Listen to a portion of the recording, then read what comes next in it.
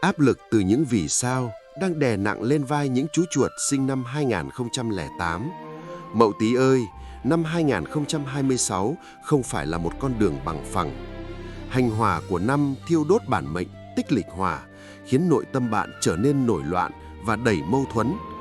Thái tuế chiếu tướng, con đường học tập và thi cử có thể xuất hiện những chướng ngại vật bất ngờ, đòi hỏi một sự tập trung cao độ hơn bao giờ hết. Hãy cẩn trọng với các mối quan hệ bạn bè, vì hạn xung khắc dễ dẫn đến những hiểu lầm không đáng có, khiến bạn cảm thấy bị cô lập.